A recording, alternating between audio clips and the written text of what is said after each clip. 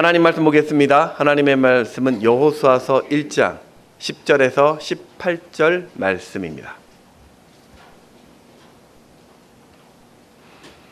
여호수아서 1장 10절에서 18절 말씀을 교독하도록 하겠습니다.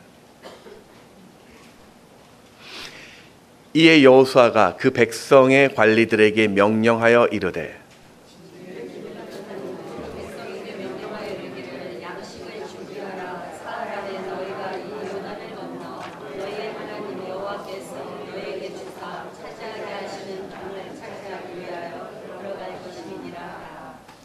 여호수아가 또 르우벤 지파와 갓 지파와 므낫세 반 지파에게 말하여 이르되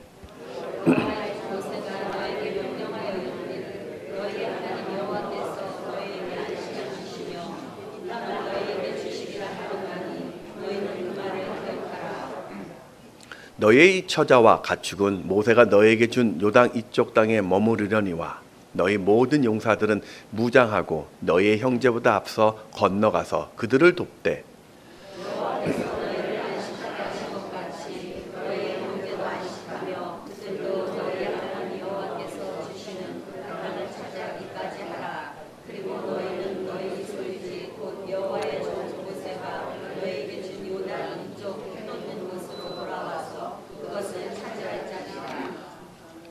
그들이 여호와에게 대답하여 이르되 당신이 우리에게 명령하신 것은 우리가 다 행할 것이요 당신이 우리를 보내시는 곳에는 우리가 가리이다.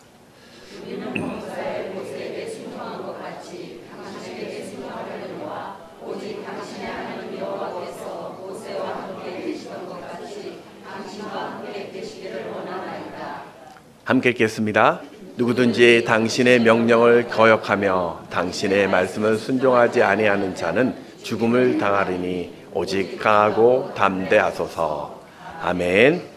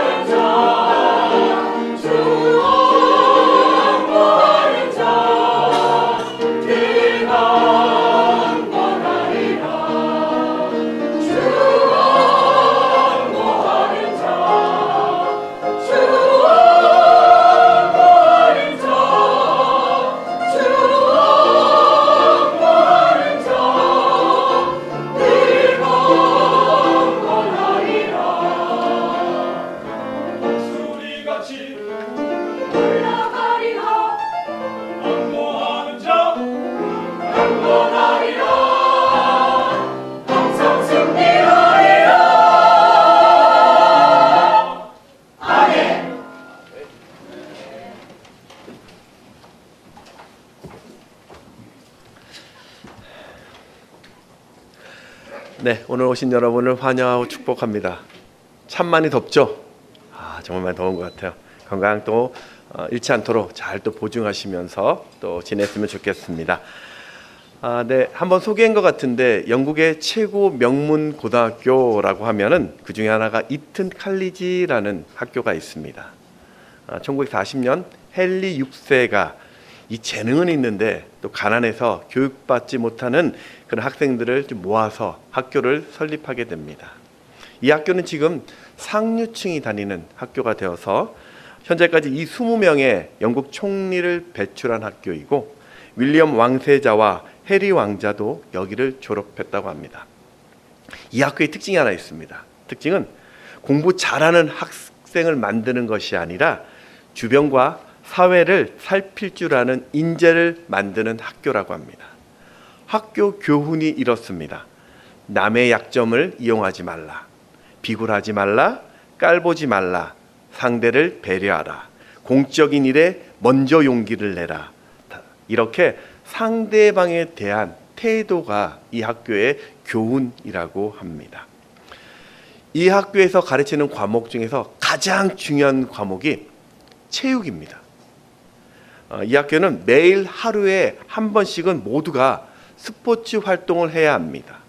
남성들은 대부분 축구나 럭비를 해야 되는데 안 하면 벌금이 있습니다.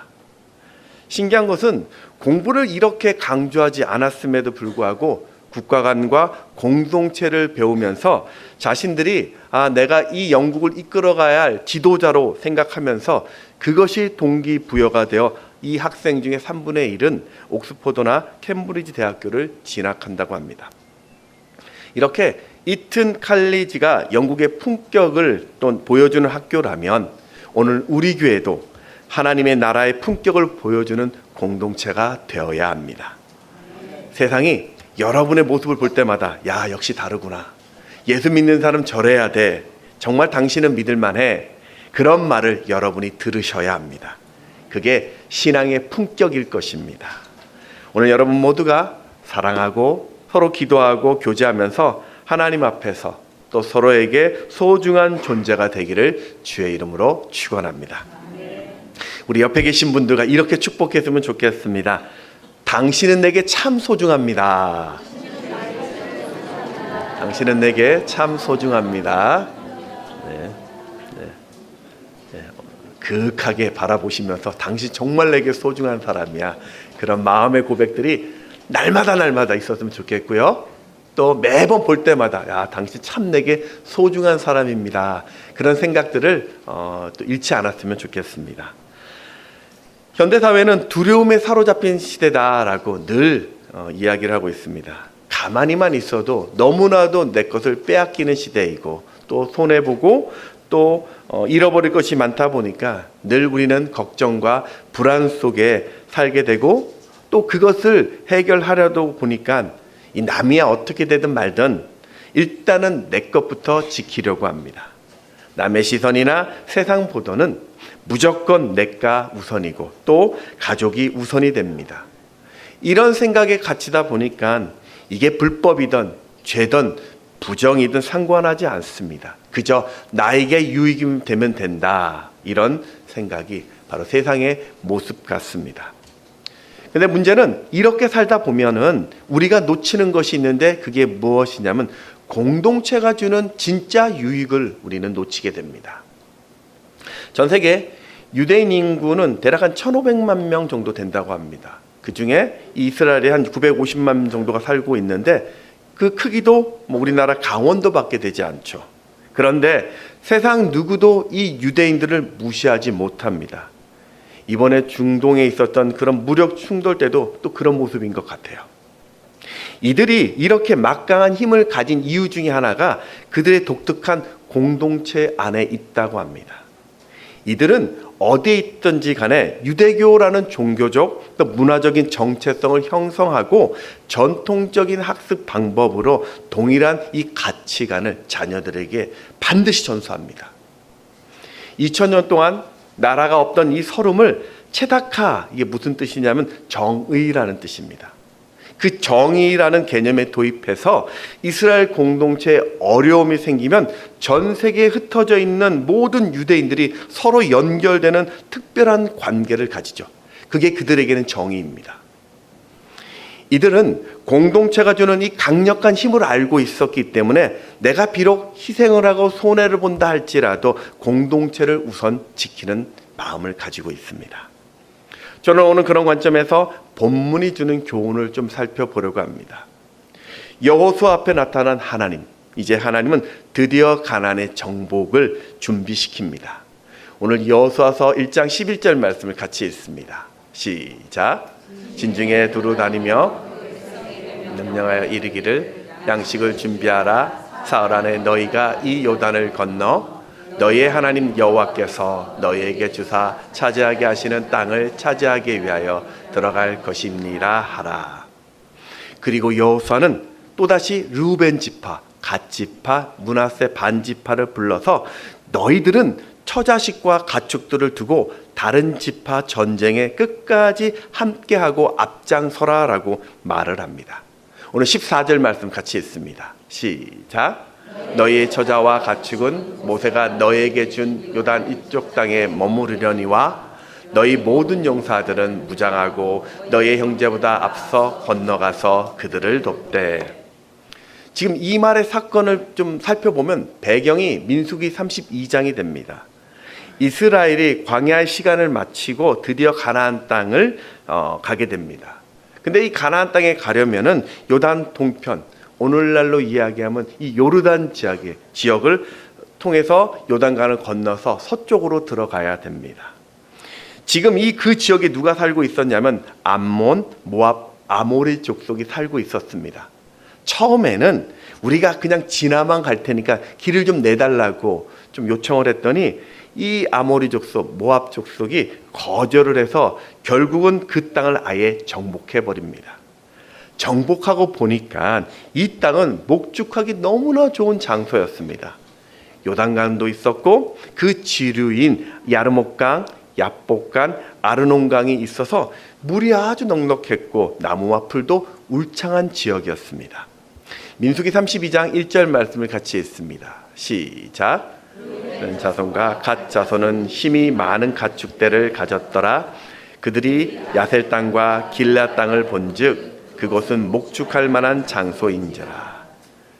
이 12지파 중에서 가축대가 많이 가졌던 이 르우벤 지파, 이 갓 므낫세 지파는 여기에 살겠다고 그 모세에게 요청을 하죠. 그 민수기 32장 4절 5절을 보면 곧 여호와께서 이스라엘 회중 앞에서 쳐서 멸하신 땅은 목축할 만한 장소여 당신의 종들에게는 가축이 있나이다. 또 이르되 우리가 만일 당신에게 은혜를 입었으면 이 땅을 당신의 종들에게 그들의 소유로 주시고 우리에게 요단강을 건너지 않게 하소서. 그래서 그 땅을 달라고 이야기하는 거예요.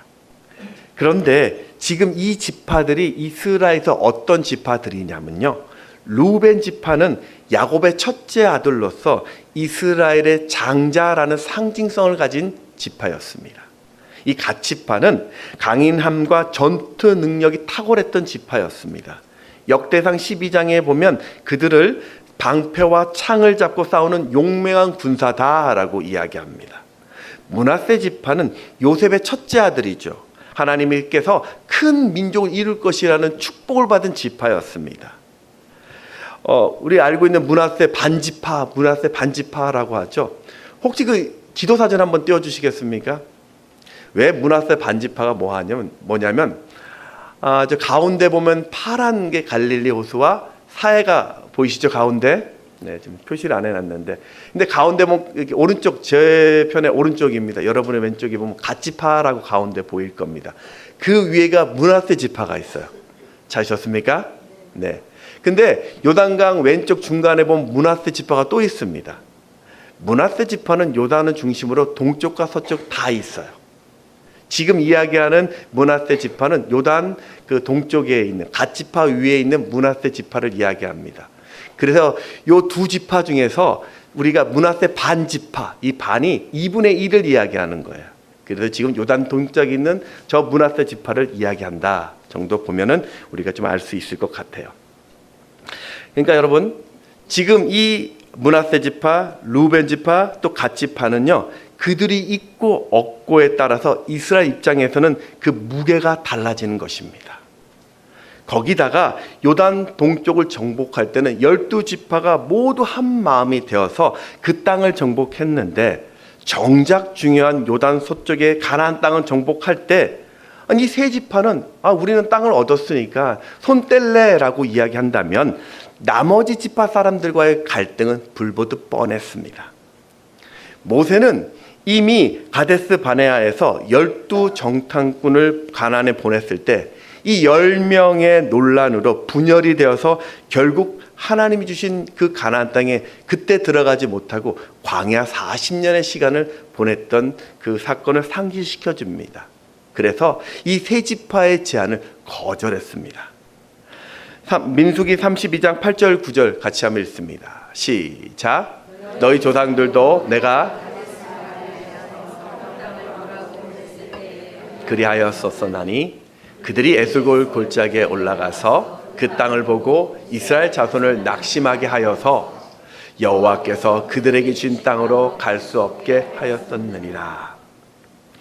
그러자 세 지파 사람들이 자신들이 모세에게 두 가지를 약속합니다. 우리 17절에서 19절 말씀 같이 읽습니다. 시작.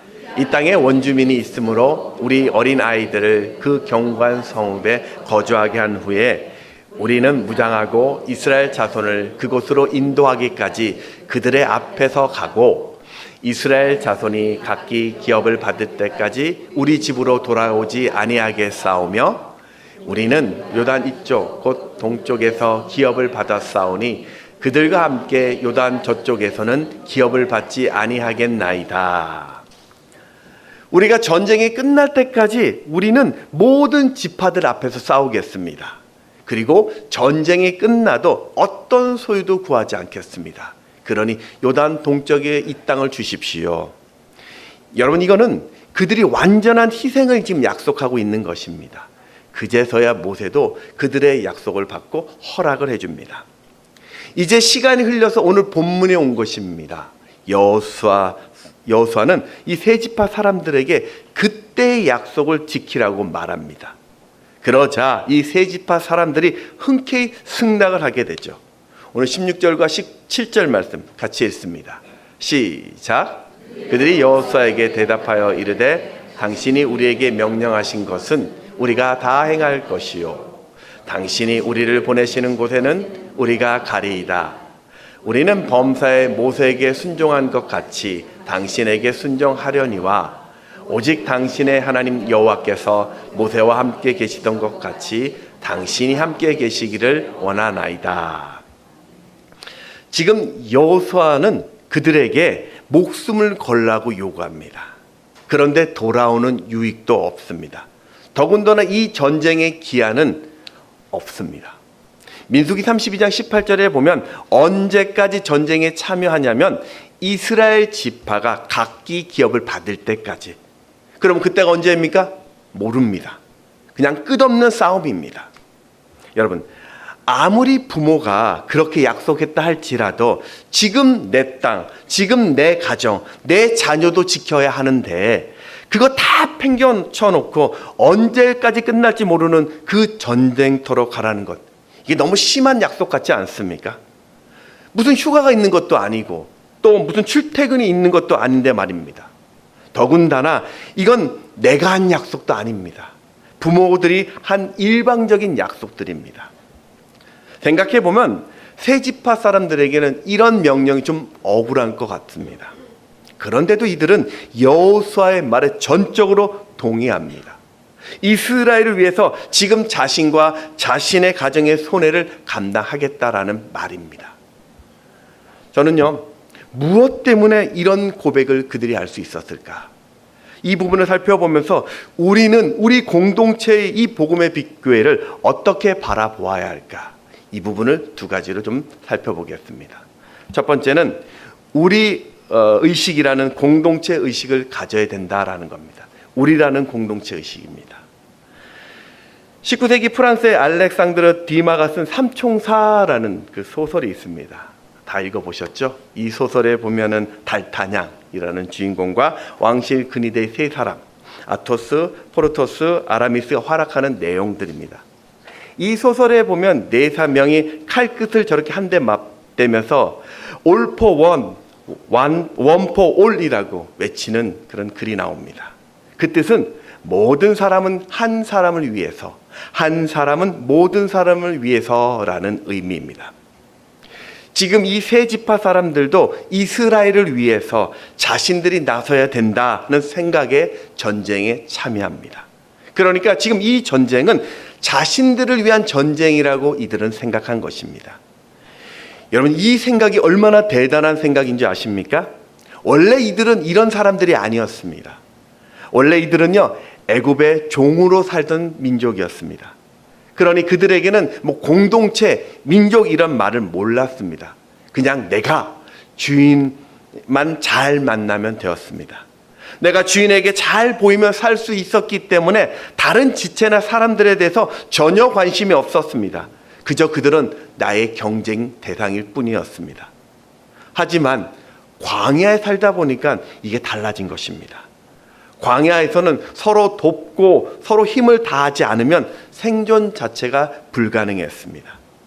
그렇게 오늘 내 곁에 누군가가 있다라는 것이 얼마나 든든한 것인지, 내가 그에게 얼마나 큰 힘이 되는지를 깨닫게 됩니다. 그러면서 자연스럽게 형성된 것이 무엇이냐?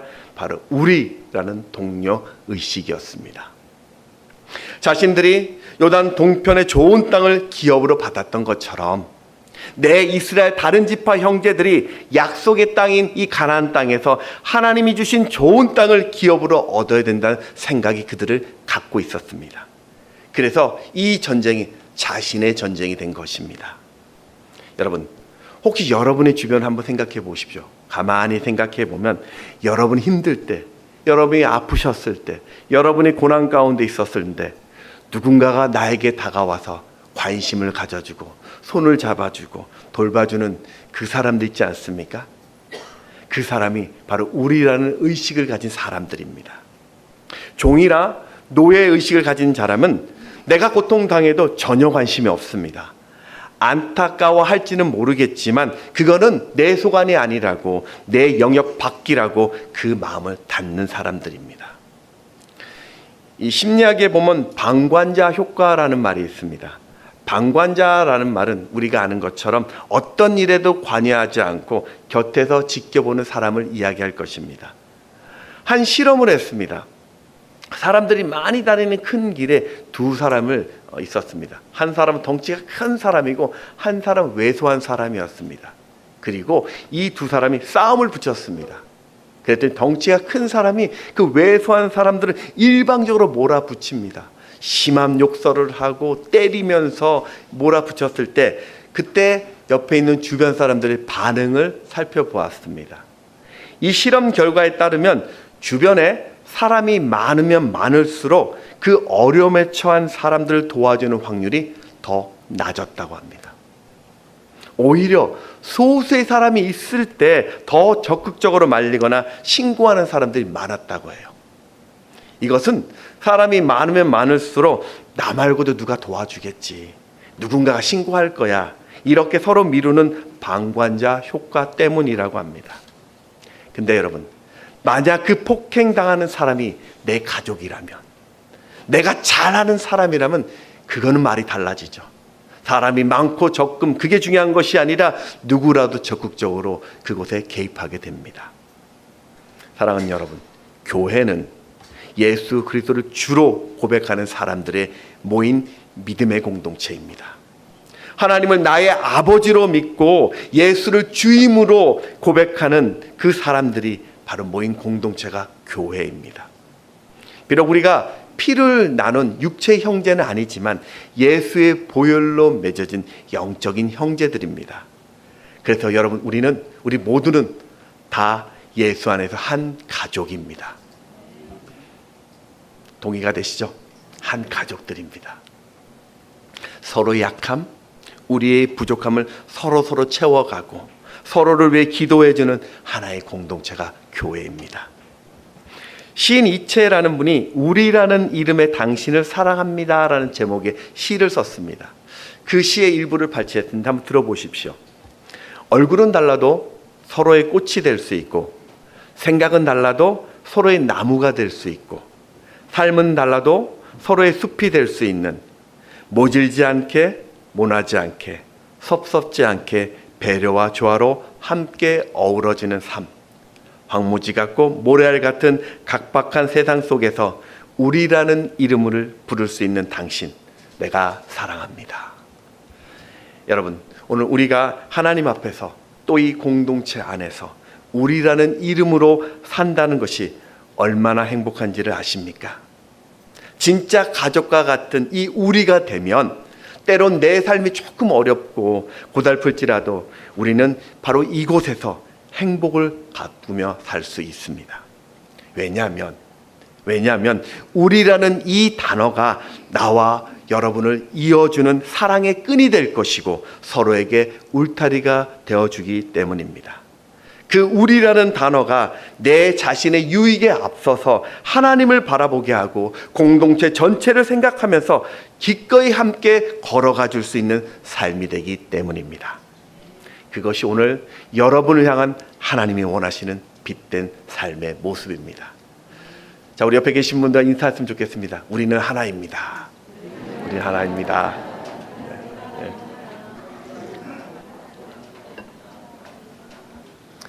혹시 섭섭한 거 있으면 하나라는 마음을 다 털어내시기 바랍니다. 자, 두 번째는 기꺼이 섬김의 자리에서 연합하시기 바랍니다. 우리라는 의식을 갖는다면 이제는 믿음의 발걸음을 내딛어야 합니다. 오늘 르우벤 지파와 이 갓 지파, 므낫세 반 지파는 자신의 유불리를 넘어서 전쟁에 참여하게 되는데 한번 묵상을 해봤습니다. 그때 이 사람들의 마음이 어땠을까?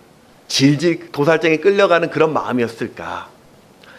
생각해보면 오랜 기간 가족을 떠나야 하고 목숨을 걸어야 하는데, 그런데 그게 하나님을 위한 것이라면 또 우리 공동체를 세우고 내 가정을 세우는 일이었기 때문에 그들은 희망을 품고 전쟁에 참여했을 것 같습니다.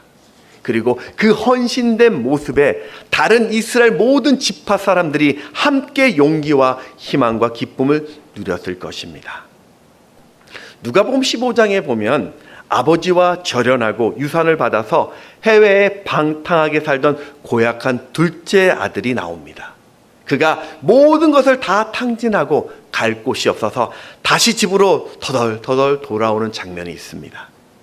잃어버린 아들을 가슴에 묻고 날마다 그 동네 입구를 바라보던 그 아버지가 그 터덜터덜 돌아오는 그 둘째 아들을 보았을 때 내가 죽은 아들을 다시 찾았다면서 기뻐하며 동네 잔치를 벌였습니다. 그런데 그 잔치가 행복하지 않았던 한 사람이 있었습니다. 바로 첫째 아들이었습니다. 누가복음 15장 28절 말씀 같이 읽습니다. 시작.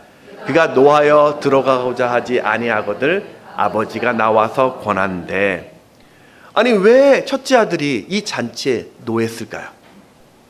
죽었던 아들이 돌아와서 아버지가 이렇게 행복해하는데, 온 동네가 잔치로 기뻐하는데 이 첫째 아들은 동생에 대해 아무런 관심이 없었기 때문입니다. 이건 동생에 대해서 위에서 한 게 전혀 없었다라는 말입니다. 그 둘째 아들에 대해서 첫째 아들은 전혀 남과 같이 전혀 상관없는 사람이었기 때문입니다. 그러니 지금 둘째 아들을 위한 저 잔치가 그저 자신에게는 피곤한 잔치이고 낭비된 잔치라고 생각만 합니다. 여러분, 지금 온 동네가 기쁨에 겨운 잔치에 충만한데 혼자서 그 기쁨에 동참하지 못하는 이들, 이게 얼마나 불쌍한 모습입니까? 베토벤의 그 전원교향곡을 보면 이게 5악장으로 되어 있다고 합니다. 저는 음악에 대해서 문외한이라 잘 모르는데 그 해설을 보면 이렇게 되어 있어요. 이 곡은 아름다운 자연 속에 살아가는 삶을 음악으로 표현한 곡이라고 합니다. 1장에서 3악장까지는 시냇물이 흐르고 예쁜 소들이 또 고운 목소리를 내며 노래하는 가운데 농부들이 즐거운 축제를 즐깁니다. 그러다 4악장에서는 그 아름다운 전원에 폭풍우가 몰아치고 오악장에서는 폭풍 후에 햇살이 따뜻하게 비치면서 감사와 기쁨이 넘치는 모습을 담고 있다고 합니다. 이 전원 교향곡을 연주할 때 보면 이 오케스트라 한쪽에는 팀파니가 위치해 있습니다. 이 팀파니 연주자는 1악장에서 3악장이 연주가 끝날 때까지 아무것도 하지 않고 가만히 있습니다.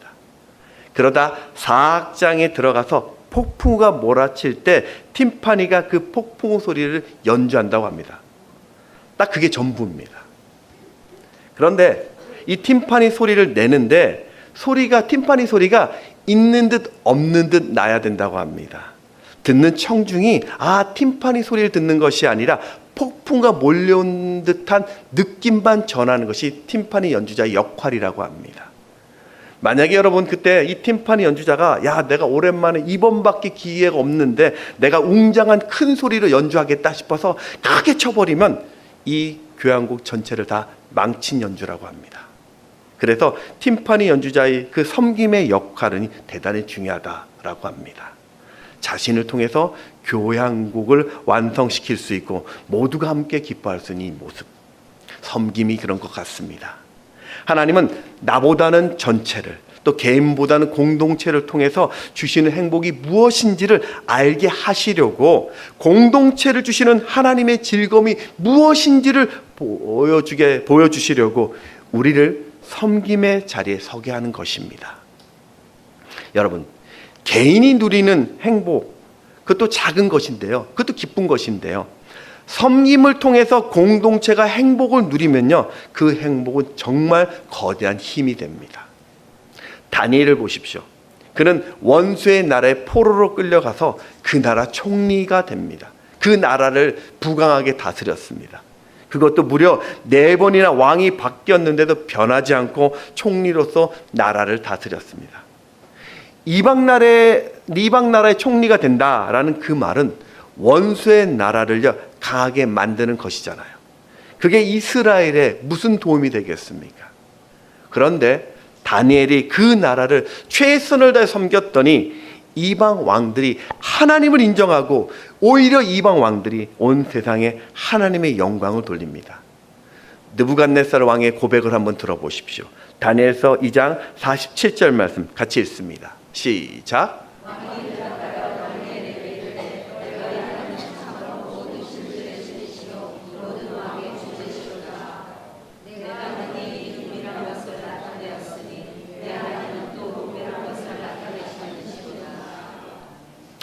다니엘서 3장 29절에 보면 그러므로 내가 이제 조서를 내리노니 각 백성과 각 나라와 각 언어를 말하는 자가 모두 사드락과 메삭과 아벳느고의 하나님께 경솔히 말하거든 그 몸을 쪼개고 그 집을 거름토로 삼을지니 이는 이같이 사람을 구원할 다른 신이 없음이니라 하더라. 다리오 왕의 고백도 한번 들어볼까요? 다니엘서 6장 26절 말씀 같이 읽습니다. 시작.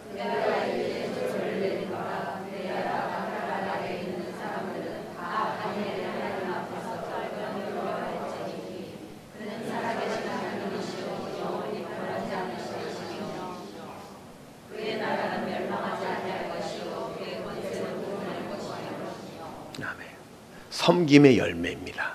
요한복음 2장에 보면은 가나 혼인잔치 때도 예수님이 아직 자신의 때가 이르지 않았음에도 불구하고 그 잔치에 포도주가 떨어져서 결혼식이 망치게 되었을 때 자신의 때를 옮겨가면서까지 물을 포도주로 만드는 그 섬김을 통해서 참석한 모든 사람들의 기쁨을 더하셨습니다. 여러분, 그렇습니다. 하나님은 우리가 한 사람 한 사람이 개별적으로 살도록 창조하지 않았습니다. 공동체라는 그 이름 안에서 하나님의 거룩한 뜻을 이루어 가기를 원하셨습니다. 그래서 우리는 교회 공동체라는 배를 타고 인생의 항해를 함께 가고 있는 중입니다. 천국이라는 종착지를 향해서 지금 각자에게 주어진 그 섬김의 자리에 우리가 서 있는 것입니다. 참 신기한 것은요, 공동체를 향한 섬김이 여러분 삶과 가정에 더 큰 은혜의 열매를 맺게 한다는 것입니다. 오늘 이들이 전쟁을 시작했는데 이 전쟁이 언제 끝나냐면은 7년 후에 전쟁이 끝나게 됩니다. 가나안 정복이 7년 후에 끝났습니다. 그때 누가 가장 행복했을까요? 땅을 지파 그 기업을 얻은 사람도 행복하겠지만 저는 지금 이 세 지파 사람들이 가장 행복할 것이라고 생각합니다. 내 문제도 아닌데 하나님의 문제를 가지고 와서 목숨을 걸고 싸울 수 있었던 그 믿음 주심에 감사했을 것이고, 다른 지파 사람들이 땅을 얻어 행복하는 그 모습을 보면서 박수치며 기뻐했을 것이고, 나중에 나의 집에 돌아오니 참 걱정했는데 내가 지키려고 했던 것보다 더 잘 지켜주시는 하나님을 보면서 행복해하는 삶을 경험했을 것입니다. 사랑하는 여러분, 오늘 이 말씀을 통해서 우리는 우리의 공동체를 바라보아야 합니다. 여러분께서 평일 동안 정말 열심히 그리스도인으로 사는 것 참 수고하셨습니다. 그런데 거기서 머무는 것이 아니라 이제는 교회 공동체를 위해서 섬김의 자리에 섬으로써 그것이 얼마나 큰 능력이 되어짐을 경험하시기를 소망합니다. 고되지만 피곤하시겠지만 봉사로, 청소로, 목장으로, 교사로, 찬양대로, 기도로 이 공동체를 위해 서로에게 힘이 되어준다면 그것이 어떤 능력으로 내 눈에 나타나는지를 보시기를 소망합니다. 주님은요, 섬기시기 위해 이 땅에 오셨습니다. 우리를 살리시기 위해서 자신을 낮추시고 십자가에 죽기까지 복종하셨습니다.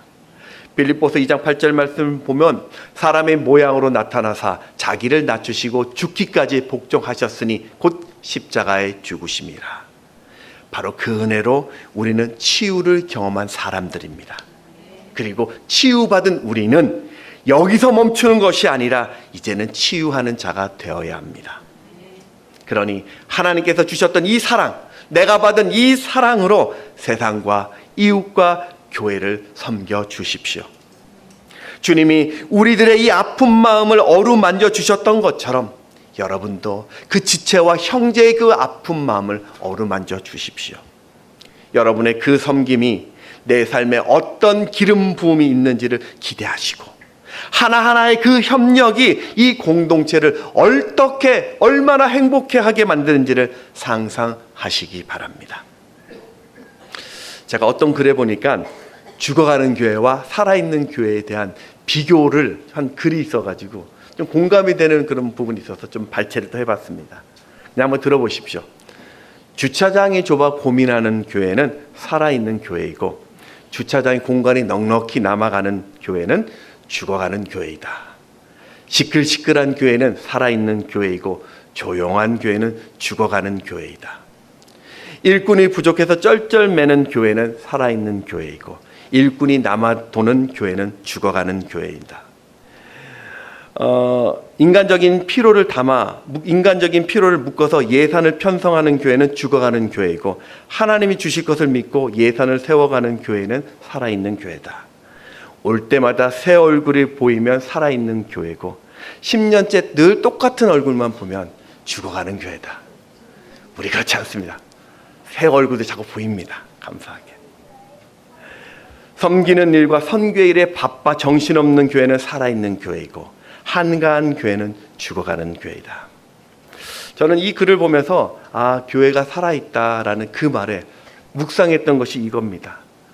누군가는 지금 그 희생이 있고 섬김이 있었기에 그 교회가 살아가고 있구나, 그런 마음을 받았습니다. 그리고 그 섬김이 공동체를 살렸고, 그로 인해서 섬긴 내가 더 행복과 감사를 누리게 되더라는 거죠. 오늘 여러분이 그 섬김의 자리를 통해서 복을 누리는 주인공 되시기를 축복합니다. 말씀을 정리하겠습니다. 르우벤 지파, 이 므낫세 반 지파, 갓 지파는 믿음 안에서 공동체라는 우리 의식을 가지고 있었습니다. 공동체의 그 기쁨이 나의 기쁨이 되었고, 공동체의 유익이 나의 유익이 되어서 이스라엘을 함께 세워갔습니다. 오늘 우리도 예수 안에서 한 형제입니다. 하늘의 은혜를 나눈 사람들입니다. 그러니 서로에게 믿음을 주는 자가 되어서 하나님의 아름다운 공동체를 함께 만들어 갔으면 좋겠습니다. 시편 133편 1절에 보면 보라, 형제가 연합하여 동거함이 어찌 그리 선하고 아름다운고. 그리고 이 시작은 바로 지금 여러분부터입니다. 하나님은 서로를 위해 수고하는 그 믿음으로 살아가기를 원하십니다. 우리 교회가 건강한 나눔이 있고 건강한 기도가 있고 건강한 섬김이 있고 또 건강한 사람의 공동체가 될 수 있도록 여러분이 조금씩 서로 짐을 지어 주십시오. 갈라디아서 2장 6절에 보면 너희가 짐을 서로 지라 그리하면 그리스도의 법을 성취하라. 그렇게 공동체가 살아날 때 내 삶에 더 큰 기쁨과 행복의 열매를 맺게 하시는 하나님을 만나게 될 것입니다. 그 하나님을 찬양하겠습니다.